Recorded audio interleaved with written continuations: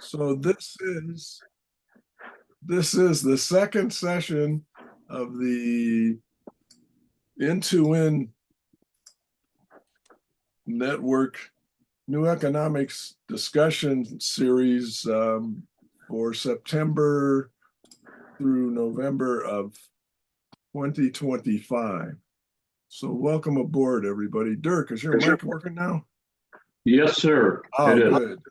I haven't seen you in some time. Good to see you. Yeah, it's great to be here. I see a soccer ball in the background, and I remember you wearing soccer jerseys and et cetera. So it looks like you're true to your aim. Oh, you have it on. Yeah. Fluminense, one of the teams in Rio. And this room is an office and a what do we do with this stuff? And my wife, while my wife's okay with soccer, she doesn't like the stuff hanging around, so gets stuffed in here with me. Well, remember the criteria, it just has to be inside the door. That's right. That's right. I mean, team player. yeah. So, yeah, thank you. So we're going to take a look at chapter 2 mainly, but certainly we can bring up anything that we've already discussed in case you thought of something that says, oh yeah, I didn't say anything about it this. So Deming claims the aim of this chapter is to help us understand the huge magnitude of the losses that management creates, and then what we could do, what they could do, or we could help them do differently to reduce those losses. I would start by saying that it's probably even more prescient today. I believe that things are worse, I think far worse now. Yeah, I'd concur. I've got at Rocketine, over the years, things have changed, and they're not what they were when they were owned by Rockwell International and Boeing. And they're one thing they're better at is not assigning blame when something goes wrong, and the other thing they've managed to accomplish is recognizing that women have technical expertise and can be promoted in the engineering department and other areas and ought to be treated with respect. Those are two things that took them, I don't know, 25 years to learn, but looks like they figured it out. Could I ask a very basic question? Heavens no. Which is, you started out saying management. Could we come up with an operation for this conversation? Because to me, and this kind of ties back what I said in the first conversation, who's responsible? Let's define management. What is management? That system, that word, right, is a load. It's a big word. It's like saying the sky or something. So where does management begin and end for us conversation? And then otherwise we're all culpable. Frankly, I'm a manager, right? Like, who is this? I remember I worked at an organization and somebody said, who is this they? And it's like, yeah. So well, okay, the problem is they is us. Exactly. So this is why I think we got to be careful here, because we're all culpable for some of these things. And I think that's what I was trying to say before is where is there hope or not? And so anyway, I'm going to stop there just for what is management? How do you define it? And where does that system we're calling management begin and end? Deming and Russell Akoff both define manager and leader. Their definitions are not dissimilar, but manager in both cases is a title you get when you're working in an organization. It's a job, and it has a job description. And the reason Deming and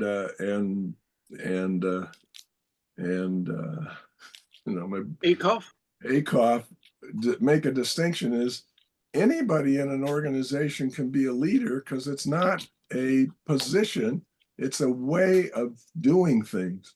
And Deming claims that a leader is somebody who has an idea that would help transform the organization, who is able to speak well enough in simple terms about what that is, and then say, hey, let's go do this, and rally some people to go do it, which may be a manager, but can be somebody other than a manager. It doesn't have to have a title manager. So I don't know what we want to do for this discussion, but the idea, the concept behind it is that the management of the organization, not the willing workers, but the people above them, the executives in particular, because they have the most power, and then working your way down to directors and to heads of departments and that sort of thing. Those people have the power to move the resources in the organization, to make decisions about what direction they're going to go in the future. All of which affect the system and the people working in it, themselves and the people below them. And so when Deming talks about management, he's talking about the people that have the ability to make decisions. He's particularly focused on the executives and the board, because the executive and the board can fire some division, head of some division, because they don't like whatever he's doing. So they have way more control than he does, but he has a hell of a lot of control because he can make decisions about what his division does and where he's going to go. And the idea that the people that have the power and the resources are the ones responsible for the system. Yeah, I like to emphasize the assignment of resources, or decisions about how resources are distributed or applied. That covers so many things, and it's also a big group of managers that have that to varying degrees. So anyone that can decide how resources are used, for me, is a workable definition of a manager. Could vary from organization to organization, of course.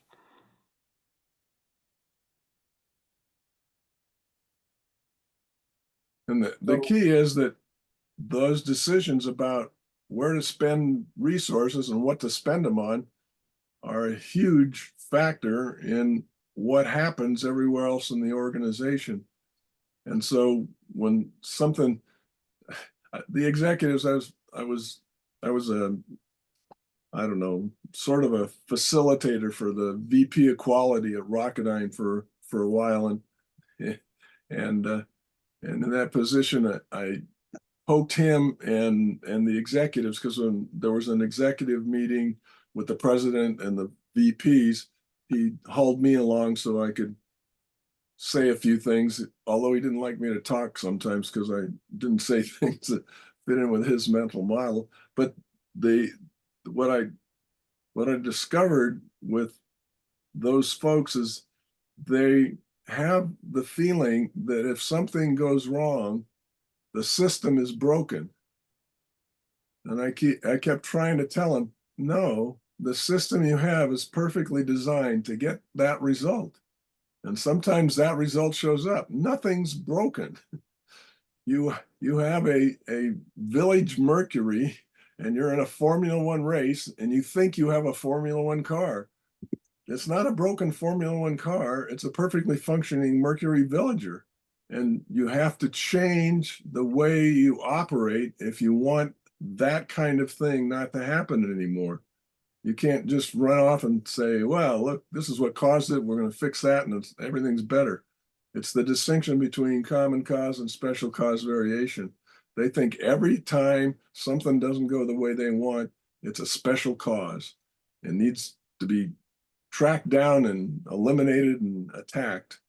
They have little recognition that most of what happens, almost everything, comes from what they've decided already and how they've spent their resources. And the result is the system they have, and sometimes it doesn't function the way they'd like.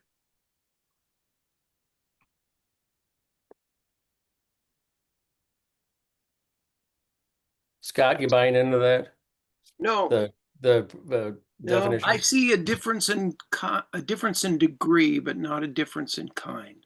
So everybody, the willing workers have a circle of influence, right? Maybe it's more limited. I'm just trying to get clear because I'm trying to, in a way, really get behind Deming, and I get it, I can sense this, but at the same time, I see like the system itself, and frankly, the system itself makes these distinctions, like managers and all this stuff. But aside from just getting out of the system entirely, I don't see that like a willing worker is not a manager. They just don't have as much power to, right?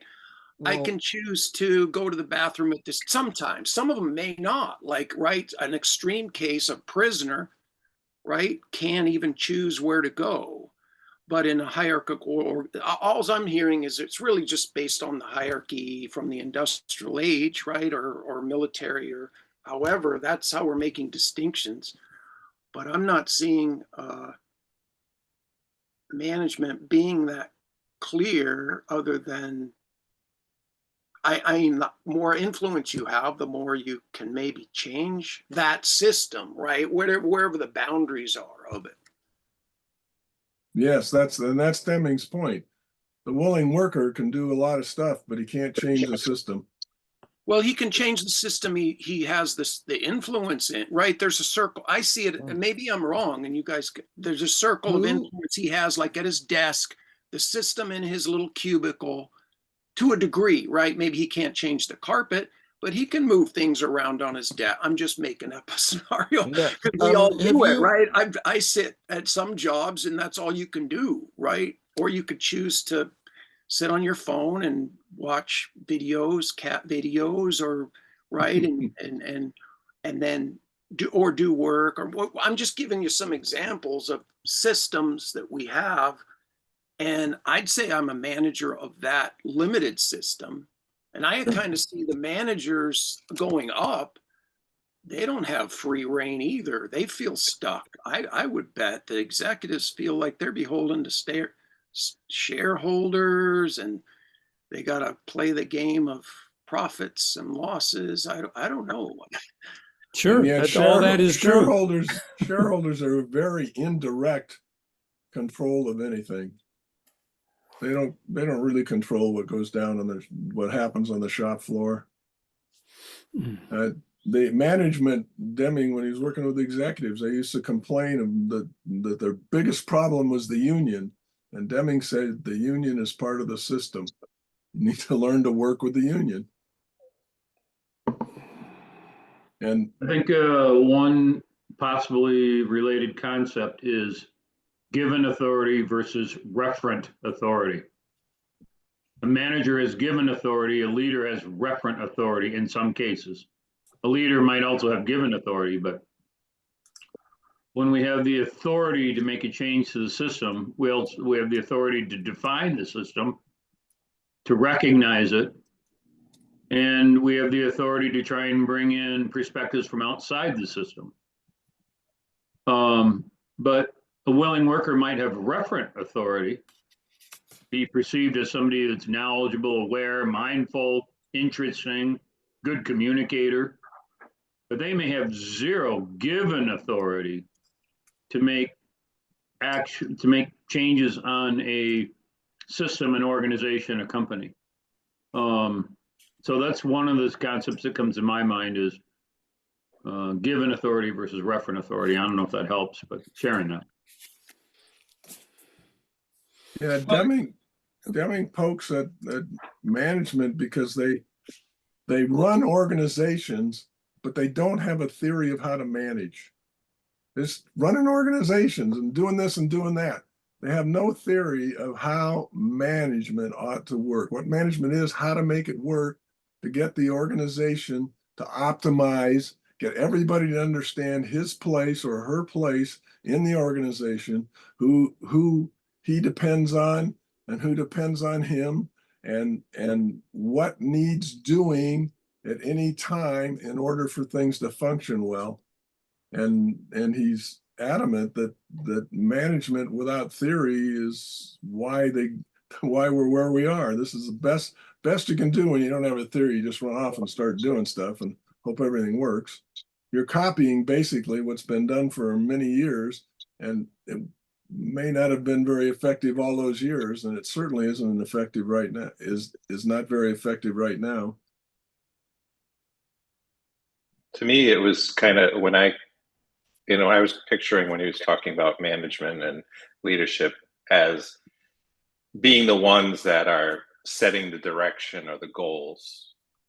Like having that authority to be able to set the overall goals, which, as he has examples later on in the chapter, that trickle down in various unintended ways. But like a line manager doesn't really have the power to change anything beyond his scope or her scope of control. They can't change the way parts are purchased, for example. They can only change how their workers assemble the parts. This chapter also has my favorite equation. That's the X plus parentheses YX parentheses equals 8, which is a demonstration that you can't look at the willing workers or anybody else and start deciding how to rate and rank them, because most of what happens is a function of the system they're operating in, which is part of what you're talking about. Is everybody's trapped? Yes. And the people at the top are trapped. They've got an SEC that wants them to report quarterly what's going on and tell them why the things are up or why things are down, when the answer is there's variation. That's the answer. There's nothing special going on. Sometimes it's up, sometimes it's down, but they want an explanation every quarter. And sure enough, the executives always come up with an explanation, which is clearly made up because it has nothing to do with what's happening.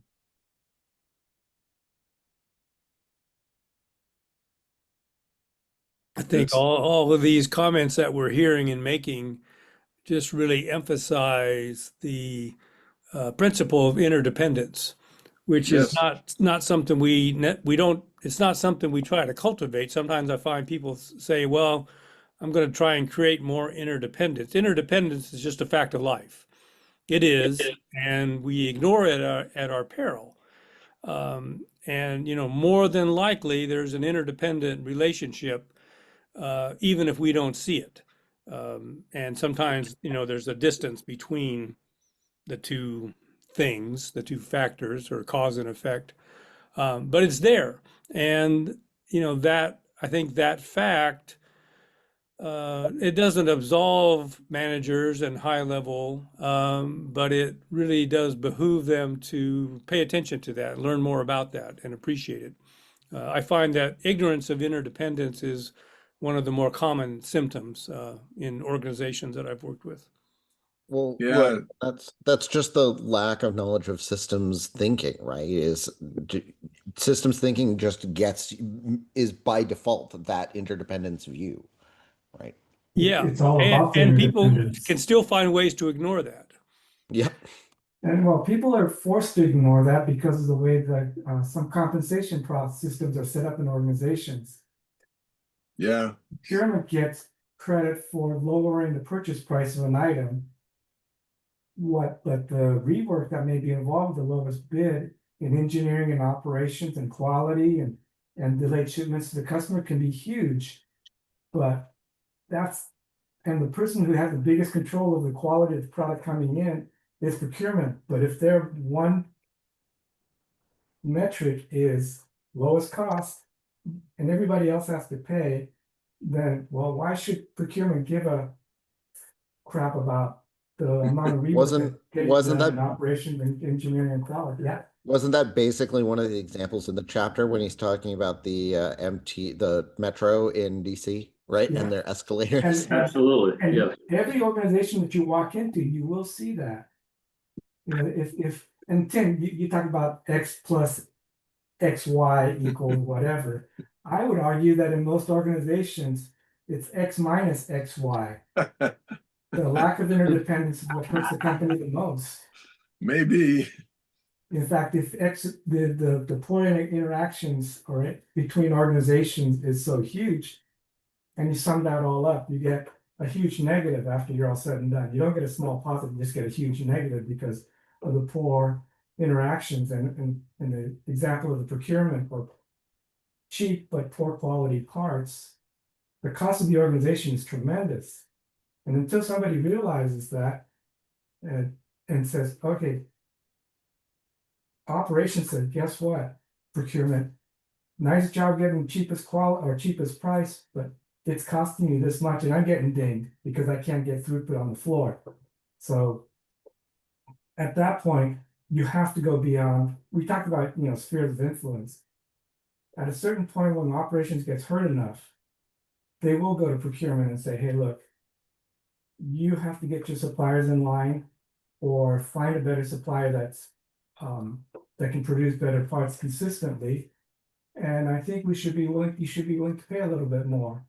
And and then whoever's setting up the management side objectives for procurement, they have to be aware of what's going on. That's the job of a COO or CEO to balance out the individual metrics of organizations. In fact, they should be measured on how happy are your internal customers. I don't care about the lowest price. I want to know that operations is happy with the products that you're providing them with. Oh, okay. That changes the incentive structure a little bit. Of course, incentives are always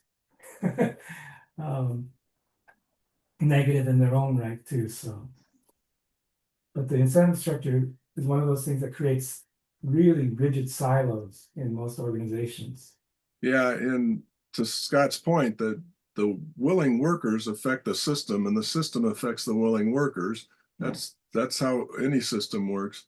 The downside of how things are managed now is they don't recognize the interdependence. If there's an owner of a soccer club and there's a guy that is responsible for going out and getting players and somebody responsible for getting a coach, you finally get down to the player on the field, and whether they're winning or losing or doing well has to do with all of that interaction. And the ones that have the least effect on it, believe it or not, are the guys on the field playing. They have the least effect on the outcome. The greatest player in the world playing with 10 other people who can't tell their right foot from their left foot is hopeless. It's interdependent, and it's interdependent throughout the organization, willing worker to willing worker and up and down the chain of command. And that interdependence is key. Deming in a later chapter shows how many interdependencies there are.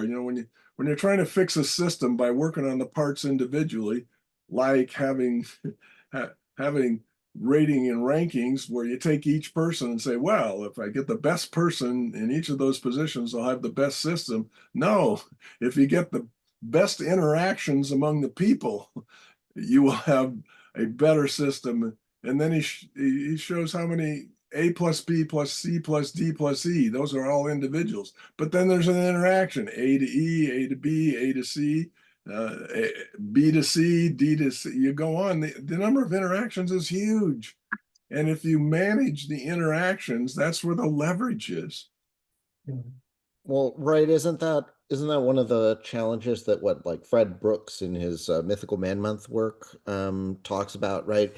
Is that as your team grows, the number of interconnects between everyone goes up, and suddenly you hit a point where you can't keep that system going. And so his suggestions for how you deal with it are to essentially reorganize yourself into smaller groups and then have those groups interact with each other through interface points, right? Yeah. I think has I've a read couple that's different what suggestions. Gore-Tex did at some point. Oh yeah. Decided to limit their units to less than 100 people. because they figured out somehow, I don't know how they figured it out. It's Dunbar's law, which is the most number of people that you can know and interact with effectively is about 150, and this comes out of anthropology. That's way more and than that's I want to be probably- involved in, but yes, I agree. Yeah, but that's probably where that comes from. Yeah. Okay, thank you for that. I didn't know that. I was just looking this up the other day because of something else I was working on. So This chapter, on page 36, he says, Management's job is to direct the efforts of all the components towards the aim of the system. And the first step is clarification. Everyone in the organization must understand the aim of the system and how to direct his efforts toward it. Everyone must understand the danger and loss to the whole organization from a team that seeks to become a selfish, independent profit center. So he's pushing hard on the figure out how to interact in a way. In a soccer team, some guy runs at the ball like he's going to kick it, not because he is, but to take a defender with him, and he lets the ball roll by him so the guy behind him can kick the ball in the net. That's the coordination you're looking for. You're looking for what are you doing as an individual to help the others who depend on what you do as an individual. And that responsibility for you to be able to do that is you have to understand what the purpose of the organization is, where you fit into the organization, who's upstream of you and who's downstream of you. And to make that understanding happen, management has to be doing something different from what it is now. You must have seen that Liverpool game a few weeks ago. No, it's There's a great dummy in that game. Yeah. My favorite one was the 2002 World Cup, Germany and Brazil. And some ball comes in running parallel to the 18-yard line, passed by a Brazilian, and Revelino is running at the ball full speed, and he takes his foot back like he's going to crack it. And the defender that was standing a little ways behind him, guarding Ronaldo, runs over to block the shot that he doesn't take. And it rolls to Ronaldo, who's all alone 16 yards out. And bingo, it's in the net. Tim, are you reading from the third edition, by the way? When Yes. you refer to page 36? Yeah, the page thing is a pain in the neck because nothing really changed. They added a chapter in the third edition, but the other thing they did is they changed all the page numbers. So it's a By the pain. third edition. I got a second edition here. I could point you to it in the No, second edition, maybe. Yeah, no, you don't have to do that for me. I was momentarily confused by. It's okay. Maybe I should order the third edition. I don't know. Yeah, maybe. It's the whole page thing. That's the one thing I found good about electronic books is I can look things up. I can type in what I thought I remembered and find it. if you can remember the word that was actually in there, Yeah. and not the synonym. Yes, for you the have to get word. the right word. Well, there is that. Maybe AI can help with that now. Yeah. No doubt. Don't worry about it, Tim. It's okay. Yeah, I'm not seeing it. Yeah, it's okay. Don't worry about it. So What else in this chapter is something that you have comments on or ideas around? Deming asked the question, is your organization a system? Because if it doesn't have a purpose, it's not really a system. And if nobody knows what the purpose is, it's not going to be an effective system. Well, Tim, just as we say, every system is designed to produce the outcomes that it produces, doesn't every system, by I guess a similar kind of logic, have a purpose? It just may not be the purpose that we're assigning it in terms of a mission or a vision statement or something like that. Because of the way that it's been designed, its purpose is perverted, which takes us back to Akoff saying, the purpose of a Yeah. university is to keep its tenured faculty, well fed. He also said at an end-to-end thinking network session where Oh, I can see that right executives now. were in the room. Yep. He said the purpose of an organization like this is to make sure that the standard of living of those in charge is maintained. Yep. What is it, Maturana and Varela and their work, The Tree of Knowledge, right? They're talking about self-replicating systems and that reproduce themselves. And so the organization's purpose is to keep itself existing. Yeah. Right. But Deming seems to think that a lot of organizations are not actually focused on that problem. Right, because he says survival is not mandatory. Yeah. Yeah. Yep. This chapter introduces his the production viewed as a system and talks about it. It's also not just production. If you're a services organization, you ought to be able to draw a flow diagram like he drew for production and help everyone understand, first of all, the purpose, and then second of all, how they fit in the organization, who he depends on and who depends on him. And that understanding of the purpose, understanding of the and view of the organization has to come from the top. In fact, Deming used to talk about if you don't have a purpose, you don't know who to hire. Who am I going to hire? What's your purpose? What are you trying to do? Do you need somebody to operate a backhoe? What do you need? So you need to have an understanding, and if you have an understanding of that as an organizational executive, you need to help the people that work in that system understand that flow and understand how they fit into it and how they can be of value to the organization. So last night they had a conference at University of Waterloo with the featured speaker was Bezos's former finance head, and they're talking about climate change, which I think has always been the thermo question. But if you're talking about a system, then how does one communicate, say, on page 36, under recommended aim, there's still I think a challenge is even to have a better grasp of our own language, because in my mind, it's more of a qualities of life rather than quality of life. And when you start, if you try to go find the doorway to the chief person of a corporation, or where's your network that could communicate the complexity from a qualities perspective, the push by which money can be dissolving and being trying to be created about power rather than what is the integrity of the design as a system. Even us interacting with this socio-technical system, which is far different from getting to know y'all in person.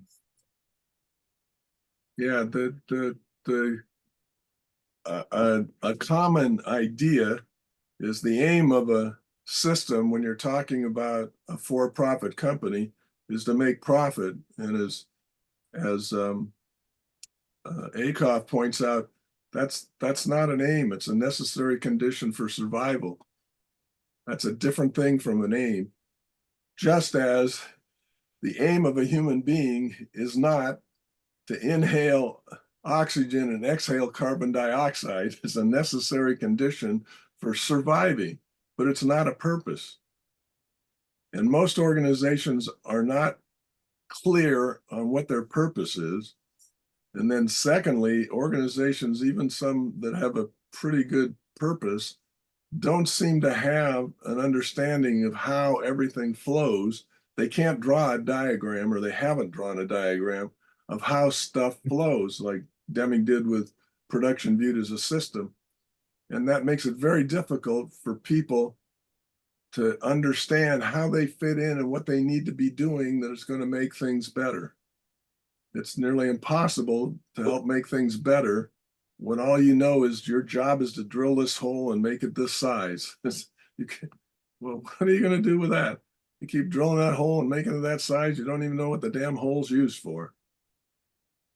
So how would you, if the task is to just have a very small hole or a very large one, but if part of it is dependent upon how much innovation can a system embrace? Because if you're changing and growing and developing at different speeds, at different ages, then how does one bring this information into valuing every citizen, or finding a way into creating and participating and shaping an economy? Because it was last Saturday night, I'm over at a friend's house. They've had open house maybe every quarter or so, but I happened to meet a professor from Thomas More University, and on his shirt was mathematician. And he had studied down at the University of Texas with Prerequisite. So when I'm thinking, well, I went and sent him the next day the article, the short one, but the gist of it is how much energy is one spending, and can one improve the understanding of the space you're in to help connect within an organization where you live, or beyond the boundaries of neighborhood or wherever. But it's a strange experience to have learned how to Zoom before there was Zoom, and try to think of it as mapping the information. I would offer that if you can create an organization and manage it in the way Deming's talking about it, all of those people inside that organization will be seeing the world differently, and they will go out and act differently in the neighborhood and everywhere else, because they will have an idea of what's possible. They have a theory about how to make things happen. And right now, the people working in most organizations are very focused on just a very narrow thing that's going on, and it's not their fault they're focused that way. No, nobody's tried to help them understand the bigger thing that they are part of, and how they are essential for that bigger thing to happen. It's amazing how at Rocketdyne, when there was ever a launch, they didn't give everybody time off. They had to find a way to fund their time off to watch the launch, but they always called people in to watch the launches. But the people they called in didn't include the janitors, the service people, and everybody else. Evidently, they have nothing to do with the organization. If we didn't have janitors and people to clean up the big facility, we'd be spending all our time cleaning up the facility, not doing any work. But they're not treated as part of the system. And those that are treated part of the system aren't treated very well. I mean, I can see that you're nervous about people spending 20 minutes, a whole bunch of people spending 20 minutes watching a launch. On the other hand, the emotional reward that they get will spawn a whole bunch of activity that's better for the organization than you telling them they have to have some charge number in order to go spend the 20 minutes watching the launch. Is that more of a function of the lack of, within cost accounting, a way to understand the numbers that you can't know? Yeah. Which Deming references, but it comes back to. Absolutely. My experience. The numbers are irrelevant. Deming talks about that. I don't remember if we read through that yet or not. He said he said that if you run if somebody were to run his company on the numbers alone, he'd soon have neither a company nor numbers. Yeah. Because the most important data, the most important information you need does not come from the numbers. It's unknown and unknowable, like the value of training somebody. You can get the cost. It cost me $400 to train that guy. Now, you recognize that not training them is going to be a problem, so you have a theory that training is valuable, but you don't have, it's not a numbers thing. You don't have any number that can say, well, I spent that 400 hours and it's going to take me 5 weeks to get a return on that investment. That doesn't exist. It's not there. There's no way to do that. And it's all about how things are measured. Indirect costs are expensive to every 90 day. They want Yeah. to have 100% billable hours of direct charges. And I went nuts with that kind of stuff. I said, they want to train my guys on this and that. And I had bosses say, well, what's the benefit? Well, I think that's going to make them feel more engaged. It might broaden their scope of stuff a little bit. No, I can't afford it. Why? Because you're going to get slapped around? No. But I was talking to somebody and I said, yeah, I need you to spend a little bit of time training so-and-so on this. And he says, well, why should I waste my time training? Because once I get him trained up, he's just going to leave. I said, well, wait a second. What's the other side? You don't train him and he stays. What's more expensive? If you train them in a way that they feel involved, if you give them some indirect time, like you say, everybody has half an hour, 20 minutes, half an hour, whatever, of indirect charges so they can watch a launch. That's huge. I had a friend that worked at one of the biomedical companies, and every month they would have a patient of the devices that they made come in, and they would have an all-hands meeting, including the janitors even, and say, because of the product you made, I'm alive today, and here's what I had to put up with, and here's what your device did for my quality of life. Here's my family, here's my doctor, blah, blah. And everybody felt so good about that. Every month, that was standard practice for this company. Yeah, and there's no way for them to show a return on that investment. None. The Other than return there's some unknown and magical unknowable. force. There's some magical force that causes the efficiency of the company to go up. Yeah, So what are we doing? it's what happens when you can infuse the organization with joy and work. Oh, pride and workmanship. Yes. This is why I do what I do, because that kid up there Yep. lived past his 12th birthday because of, I kept the floor clean in the clean room so they can build these devices. I Yeah, had a friend of mine that worked at Strong Mutual Funds in Wisconsin, which doesn't exist anymore. But they had a hurdle that once they had so many assets under management, he took the entire company to China. Ooh, wow. And they took 2 separate trips. And his whole vision was that, and this was back in the 90s, I would say it was in the 90s.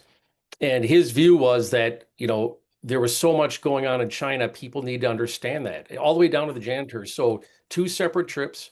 I think they went over for 10 days each. And every single employee of that company traveled to China to celebrate that hurdle. Now, unfortunately, the company blew up under the leaders, the owner's guidance. But I thought that was probably one of the best examples of sharing that success with every single person. And what's the ROI on every single employee going to China for 10 days at 2 different times? You'll never get that back. Well, you get I it shouldn't say back. you'll never get back. You can't measure it. You can't measure it. Yeah, that's another problem with helped along by the SEC. They think measurement is the solution to things. Measurement doesn't tell you much. It might tell you whether the system's stable or not, but and I like what Akoff said. He said, if you have to measure how well you're doing, you're not doing very well. Yeah. I always go back to physics lab in college. There was this thing called probe interference. Anytime you measure a system, you're actually disturbing it. Right? In a wind tunnel, you put a pitot tube in the airflow. The pitot tube has an influence on the airflow. Measuring a system will actually disturb the system in negative ways, or sometimes in artificially positive ways. But one of the things that I'm Human finding, psychology also, say that again. audience effect. Yeah. I mean, What do you call it? The Hawthorne effect. I think that's what that is. yeah, right, exactly. Sorry for interrupting. Thank you. Yeah, no, one of the things, the company I retired from, it got offices all over the place, and we had organizations across that span multiple sites. And one of the things that happened was leadership at site A had responsibility for what happened at site B, C, and D.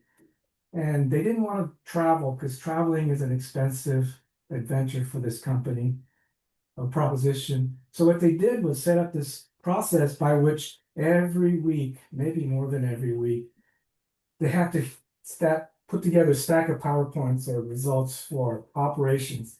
And that turned into almost a full-time job, which was never budgeted for. And if you didn't do it, you got slapped around. If you did it, you weren't doing your core job. And, so again, measurement as a substitute for good leadership and good management. Oh my God, the pain that I felt measuring things that I didn't think it mattered anyways, but somebody said that was important. Well, tell me how it's important. It's huge, and I hated measuring things. And a lot of times we measure things that we ended up it's easy to measure, so let's just measure and report it. Losses. It's the name of the Yeah, chapter. And huge loss. But measuring things can also have a really negative impact on the spirit and morale of an organization or a system.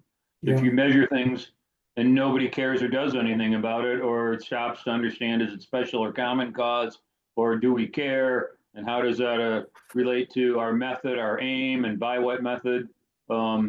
Measuring things can be horrible. yeah. And I always, when we talk about measuring things, I always think about my personal life. And what is it in my personal life that I actually measure? Very few things. But don't I care about a lot of those things, or all of them? Absolutely. Yeah. But I don't have a spreadsheet on a lot of things in my personal life. So it's all very interesting that we think it's important when we get into a different environment or a different system, when we identify as a worker, willing worker, manager, leader in one system, but in another system, we never even stop to think that, hey, we aren't measuring things. Yeah. Very interesting to me. One of the things that measurement does is it demonstrates to the rank and file that you don't trust them. We're going to keep tabs on your every movement because we don't trust you. We're going to keep tabs of this waste in your station because we don't think you're taking good care of your products. One of the things that, and I don't know where it comes from, I don't have a source, but the idea of measuring things, there's nothing wrong with measuring things, but before you start measuring, you have to decide what you're trying to learn. What the hell? Right. What the hell am I trying to learn? How much better off am I going to be? How much understanding am I going to have by doing these measurements? And nobody seems to ask that question. They just start measuring things because they can, and then Yeah. they try to use that data that they got for no purpose at all to achieve a purpose somehow. I'm saying you guys are doing this backwards. You got to have an idea, a theory, and then you can know what numbers to collect and compare and test your theory and decide whether you want to continue with that theory or want to drop it because you got data that tells you, maybe it's not such a great theory, or yeah, it seems like it might work. But the concept, it's like trying to run an organization without a purpose. You're out collecting data without a purpose. You're just collecting the data because it's time to collect the data. I think I blame it on the advent of electronic spreadsheets, particularly Excel, that produce all these graphs and drawings, and so you make them because you can.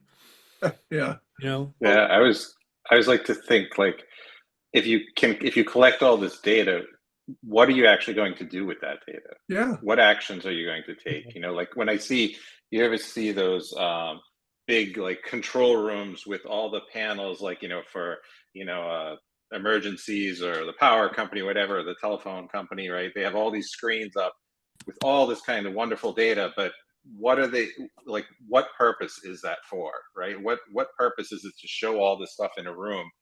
Are you going to sit somebody there and watch all those screens and act on those, on whatever lights up? Or I remember my first supervisory role early in my career, and had to do a spreadsheet, had to put all these numbers on with lots of averages, and my boss asked me to put a cell in that was the average of the averages. I said, I will not do that. I said, I will not do that. He goes, just put the formula in. I said, I am not going to hand you a spreadsheet that has a cell that says average of the averages. If you want that, you put that on there. And I was adamant that I would not do it. So very early on, I became, almost, I don't know what to say. I think I broke out in Troublemaker. hives when I would see this nonsense. So when I'm looking at going over to Little Rock's post 50th class reunion Saturday, as I was visiting with a classmate, when I was in high school or before, the school system was deciding freedom of choice, and they redrew the boundary line along a park. How do they make a choice for where students will go to high school? And think of Central High's historic importance. The other one was Hall High. So now, what is it, 50 years later, 54 years later, as I was talking to a classmate last night, at Hall High, they've only had 9 students, freshmen, sign up to attend there, in the school system, in trying to figure out how do you operate. It isn't really just students, it's property values, it's migration, it's the turmoil in trying to have public education versus private or private academies. But when you think of all the systems and how information can be aggregated, where do you teach the curiosity? At any level, but the students starts being able to even ask questions at a meeting, that if you're closer to the truth of that needs to be spoken, how do you invite that space to exist within from an individual or a group? Because it's extraordinarily costly now when school systems are, they're morphing and trying to do voucher or just put it in open-ended financing arrangement where you still have to bond and finance different organizations, public, private, but it's not meshing like I had envisioned.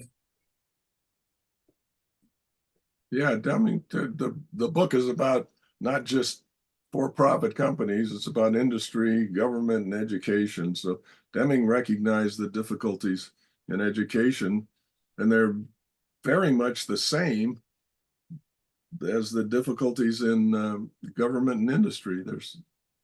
I was in the school system a long time, and there are big problems.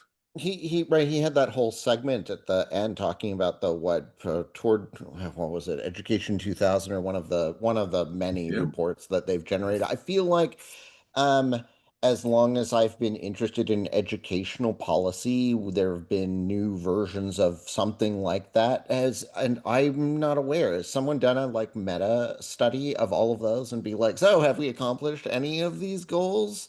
I was like, oh, maybe I don't know where that exists, despite all of my reading in the educational space. I worked in ed tech for many years. So interestingly enough, in the school district I worked in, I saw nowhere did they describe a purpose of that district. None of the schools that I worked in, 2 different high schools, had a purpose for what they were doing. It was just, there's a bunch of curriculum here, and people have to learn this curriculum, and they have to get through this curriculum. It's crazy. The Deming Institute podcast, right? I came back into I ran across that because I was reading about education stuff, and I listened to a podcast that I already listened to episodes about education that referenced one of the guests' book referenced Deming, and then I was like, oh, there's got it right. I had forgotten about Deming, or hadn't been thinking about his work in a while. I was like, oh, there must be stuff, and I found the podcast because I was listening to the David Langford interviews, the whole pile of David Langford and John Dewsnow interviews on the podcast. Because I was very interested in sort of the education thing. So Deming talks in here about family life, and I talked to my vice president and asked him if when he was at home with his family, did he rate and rank the kids and hand out the birthday presents and Christmas presents based on those ratings and rankings? And he thought I was crazy. And I said, that's what you're doing with your employees. And he finally grasped the idea, but he had no idea how to tackle it. But he grasped the idea because I remember it was, his meeting was right after lunch, and he'd just come from on campus. There was a big tent with about 2,000 people under it who were celebrating various things. People were getting awards. And he asked each of the people that reported to him, what did you think about what was going on out there? And one of them said, well, gee, I wish they'd have told me one of my guys was getting an award. I would have gone to that thing. And he says, yeah, if we invited the managers, we'd only be leaving out 2,000 people. So his light bulb went on, but his solution was the following year, they had the same gathering, the same rewards and recognition, but they didn't have it on site. So it wasn't as obvious, and they weren't rubbing anybody's nose in the fact that they weren't getting an award. But it's really hard to move people from the trap that somehow you have to measure and set goals for people, otherwise they won't do anything. So nobody set any damn goals for the first cavemen, and they did a hell of a lot of stuff.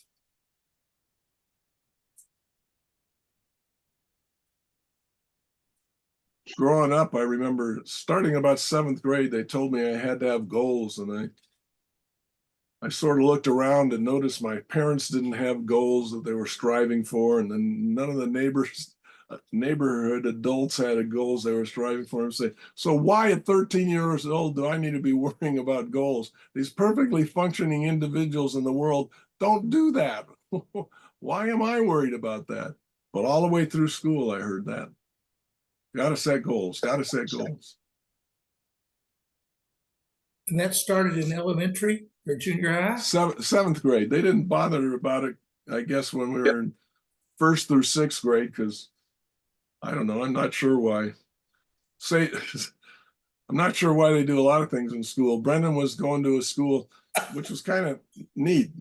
He was there for 2nd and 3rd grade, and it's small class sizes, and he was doing okay.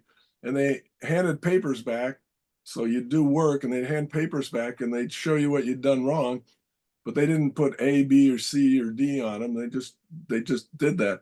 Then in 4th grade, he brought a paper home that said, I don't know, B+ on it or something.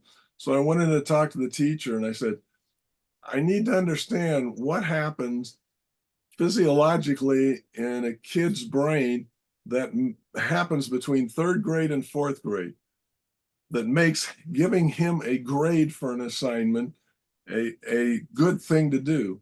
She said, well, that's feedback. I said, well, it's feedback, but try this. I'll give you a test of 30 questions, multiple choice. You give me the answers. I grade your test. I hand the test back to you, and it says C+ on it. I don't tell you what you got right and what you got wrong. I just give you C+. How's that for feedback? So, well, if you don't give me the test back and show me what I got wrong, yes, the feedback is not the grade. So why is it important to give out grades in the 4th grade? And the poor teacher didn't grasp what I was saying, but said, well, that helps them prepare for what they're going to see later on. So, no, it just starts the destruction earlier. And I said, I'm okay with you doing anything you want until you start messing with his innate natural curiosity, because then you're going to hear from me. And some of this grading stuff is likely to do that. That reminds me of what Sir Ken Robinson's what changing educational paradigms talk that he gave. I think it was at Royal Society a couple decades, or maybe a decade and a half ago now. Talking about how like kids start out with like the ability to like creatively solve problems at like 96th percentile or something crazy like that, and then it gets worse as they get older, right? Yep. Well, they get trapped. Oh, stack ranking. Oh God. So what type of trap was used? The trap is that they have a belief that the way to make individuals that they need to make individuals learn, and they need to make individuals learn things that the individuals didn't agree that they're interested in learning. And so you pretty much get them to turn off school. They'll learn, and they'll learn a lot going out and doing things, but they won't learn anything from school, anything useful. They'll learn how to do a lot of weird stuff and get away Physically? with things.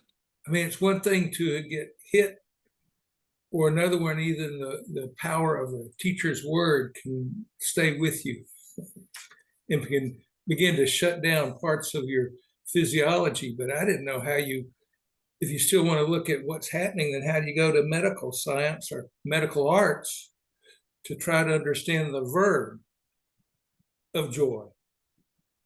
The depth of learning that's going on right now, but who is it Stanford, or is it another, just a neighborhood where knowledge can be innovating and people are becoming more cohesive and collaborative? Because there's the competition, collaboration, or what's another one, is a team, but the very nature, so many places I think are driven by get competitive. So then do you get into overvalue, undervalue, no value? You're not even valued. And there's a lot of people now, I mean, in search of trying to chase a job rather than understanding with all the talents that people have, how do you anchor it and start something that will be of benefit in an area? Deming offers that what happens is a child is born with that innate desire to learn, and there are forces that act on him that sort of drive that out of him, and all you need to do is remove the forces. And a whole bunch of the forces are associated with rating and ranking them and giving them grades and all that other stuff. That's not what helps them with curiosity and learning. They have to, if you let them learn what they want to learn and you help them learn it, they are going to be way better off than you telling them what they have to learn and giving them grades based on how well they do on stuff they don't want to learn. Well, Tim, it's like what you were saying earlier about managers believe, if we don't have these MBOs, that people will do nothing. And, teachers are believing, or administrators are believing that, if we don't have grades, this is what's motivating the kids to learn, not that native curiosity. Right? Yeah. Without the grade, they'd all get Fs, right? It's not that they would get, not that they would learn on their own, Yeah, I told one English teacher, the cohort, that he was mumbling about the students and not the current generation isn't interested in learning and blah blah blah blah. I said, they're interested in learning, they're just not interested in learning what you're teaching them. I don't know how to help you with that. Yeah, this in a system I worked on many years ago now, right? We were constantly having this battle internally of like intrinsic motivation versus extrinsic motivation. And I was always like, we want to make the thing we're building so fun that the people who are using it want to learn the material so they can play the game. We were trying to use game-based training methods for teaching foreign language. And instead of the soldiers who are using the system to learn the foreign language are being forced to do this by their superior officer, right? And we wanted it, and that's the tension that we wanted to solve. So.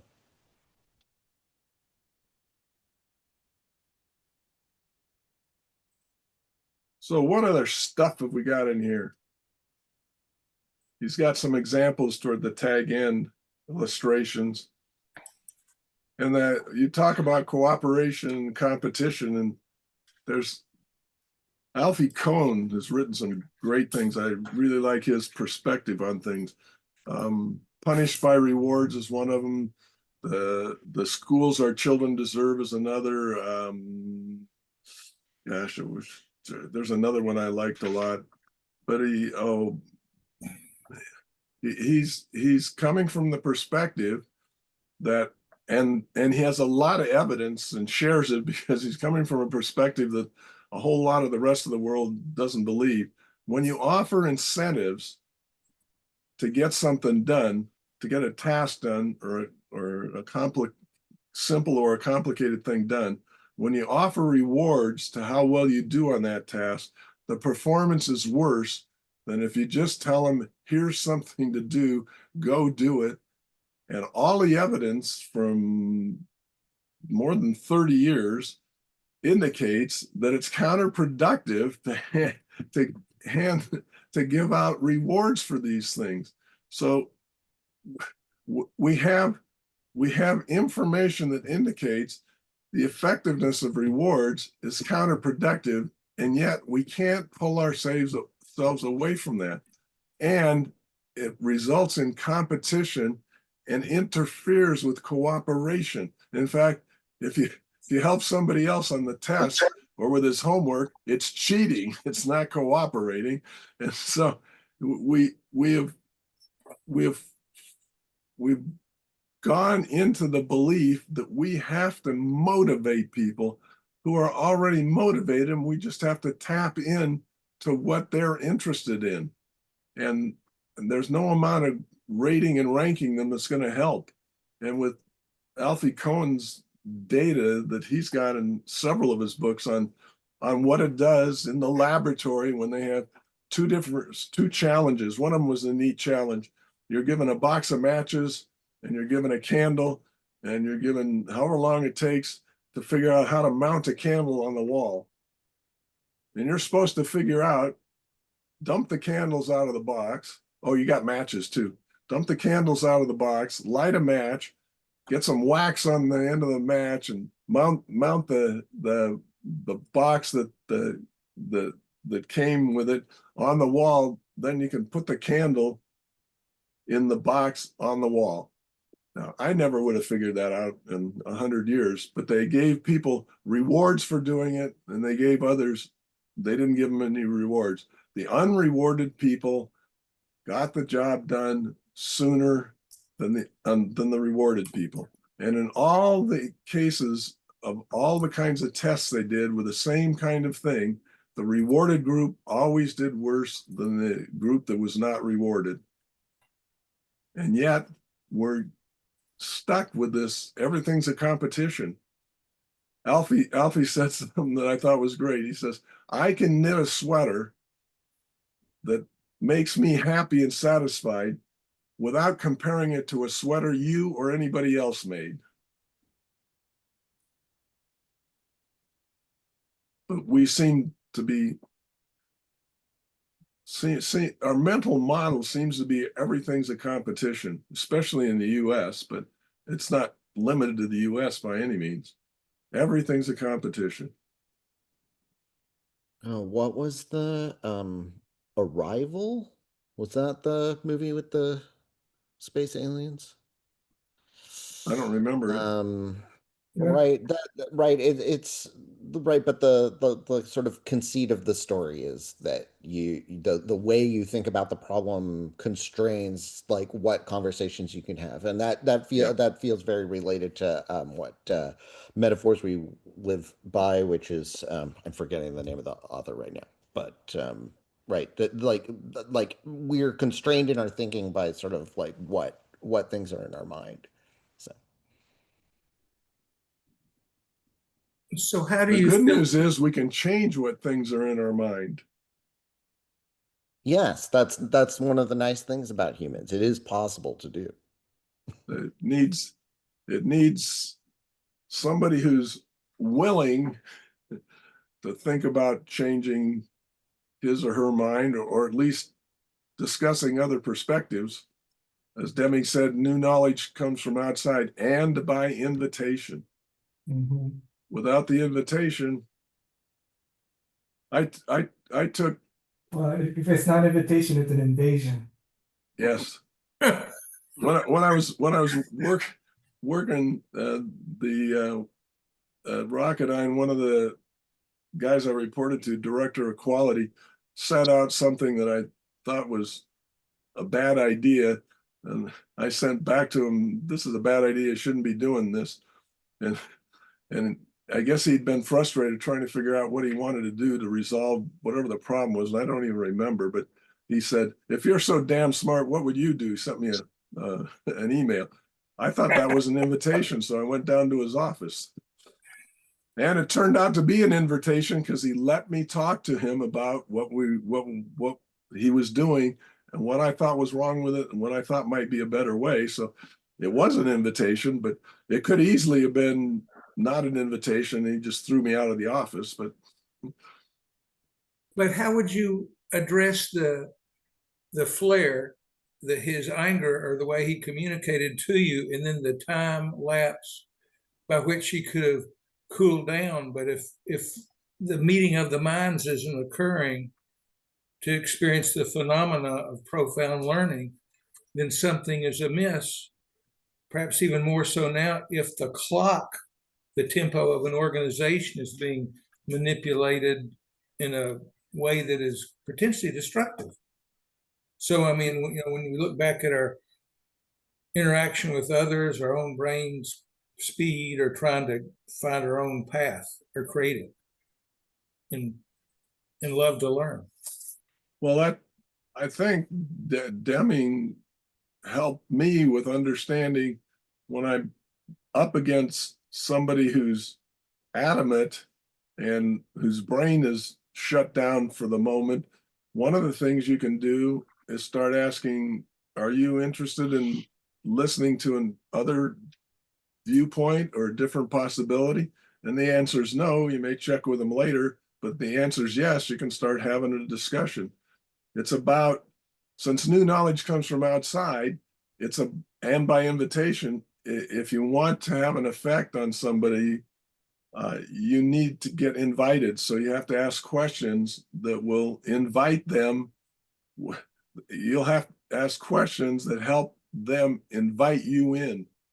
And that's not easy to do, but that's the only method. If they haven't invited you, no matter what you do, it isn't going to help. I remember some people, I was in cause and corrective action, figuring out with the team what happened and what we were going to do to make it not happen again. So cause and corrective action. They were in a meeting down the hall with some people having trouble with analyzing something that had happened. They said, "Why don't you go help?" And I said, "Because nobody asked."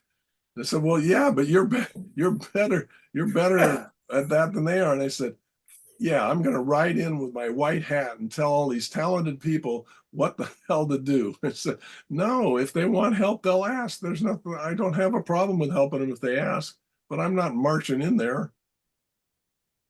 Yeah. Pointless.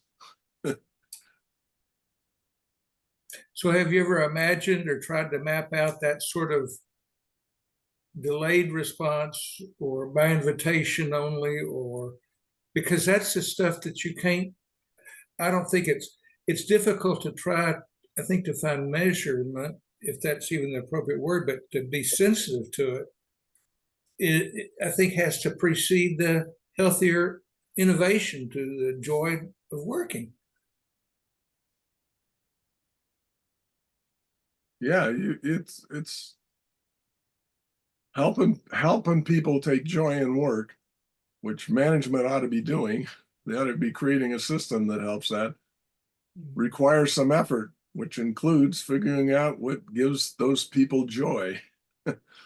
And there isn't much evidence that the organizations that I have worked in were interested in how much joy I was taking in my work.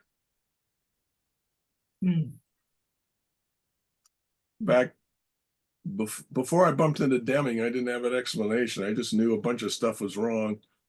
And I was very good at being rather sarcastic with especially people in charge, because they have a chance of changing things. And this one wanted to make sure they knew how crazy what they were doing was and why things weren't working out.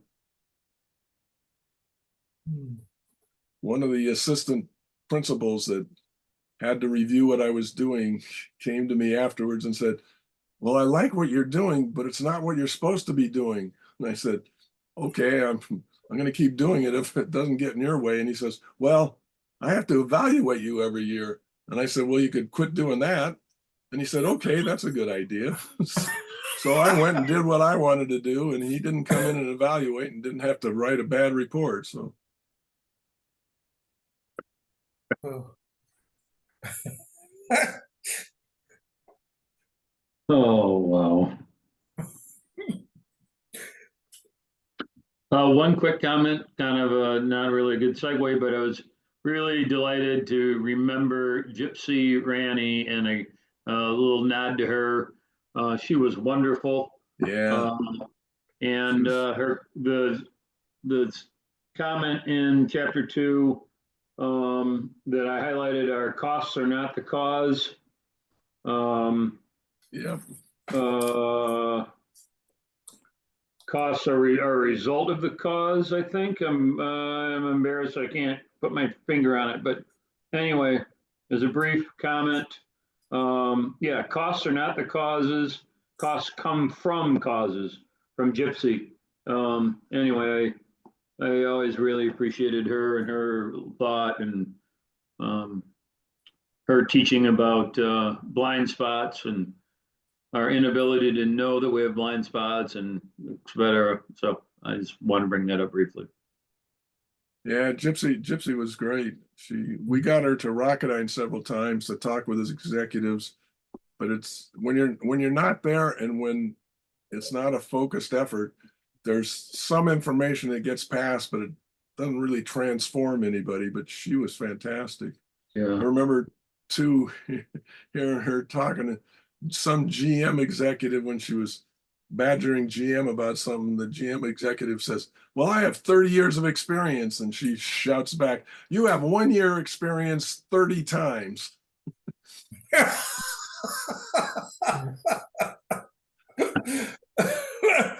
Yeah. Oh, wow. So I went to Bill invited me to a presentation that Gypsy gave at Rocketdyne many years ago. And I just happened to sit in the front row, and Gypsy was going over all the things that hurt an organization, and I was listening, and I wasn't really aware of facial cues I was giving her. Anyways, Bill invited me, her and myself and a few other folks from Rocketdyne to go out to dinner afterwards. And I sat pretty close to Gypsy at the table, and she looks at me and says, you were sitting in the front row. Why did it look like you were look like in constant pain the whole time I was presenting? What did I say that upset you so? And I said, everything you said about a toxic company, you described my company to a T. And I was just going through that in my head. And yeah, but I think that's true. That any one of these presentations that Gypsy gave, or any of the folks that we talk about, we admire, they cut to the chase, and they pretty much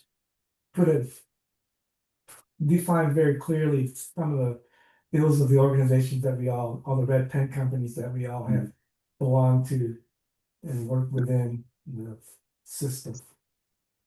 That's my Gypsy story for the day. But what a sweetheart she was. Yeah. I mean, that Southern accent, oh my God. I could see her say, you don't have 30 years experience. 1 year's experience 30 times over. Yep.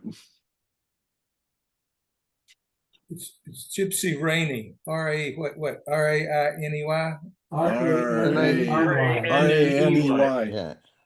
Because Yeah.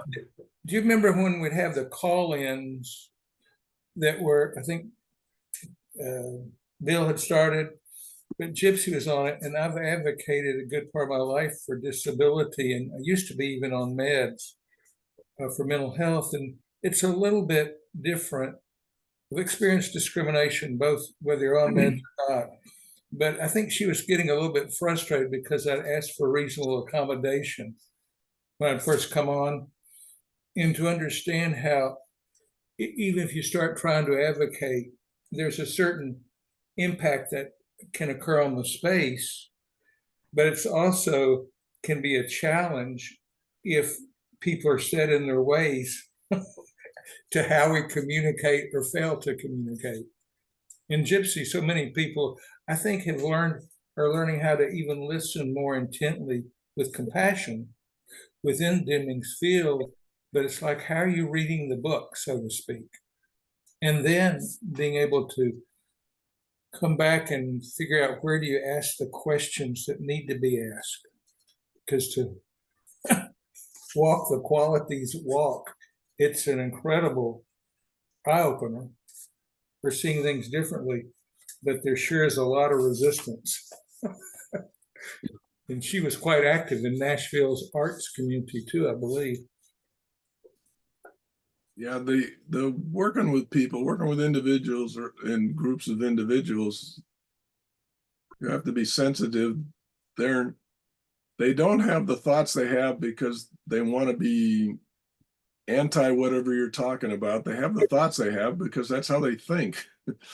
So if you want to help, you have to be able to get them, as I said earlier, to respond and invite you in. And if that takes shocking them, saying something that upsets them, but it brings them into the conversation, that's okay. That's one way to get them in. There's another way to get them in where they might say, well, maybe you had a better idea. What might that better idea be? So it's in order for an organization to get better, it requires the people at the top to change their perception. All the people at the bottom changing their perceptions doesn't necessarily transform the organization. We managed at Rocketdyne in several places to get stuff going that was very much Deming-like in its approach, and it spread a little bit here and a little bit there, but it's random hit and miss. And it certainly didn't transform Rocketdyne as a company, and NASA's even bigger, so I'm hard pressed to make that happen. But you just have to start working with the individual. That's what Deming says. It starts with the individual. Light bulb has to go on. Once the light bulb goes on, a whole bunch of things open up to that individual, possibilities they hadn't seen before. And I know a whole bunch of things popped into my head of possibilities I hadn't seen before, and ways I could have done better at teaching and helping that system transform. That one's got a really big rubber band on it, though. You can change something for a few weeks or a few months or a few days, but that rubber band just goes right back to where it was. It's not interested in changing. Is that in response to the space person from Germany that worked down in Birmingham? Was it Birmingham or Huntsville?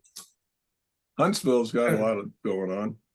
But the man from Germany, but I mean, he led NASA for a while, but the culture within this incredible space exploration, but it's outer space, but equally there's inner space. And to set the climate to engage and honor global citizenry, individuals, it's an amazing challenge now, considering what's going on.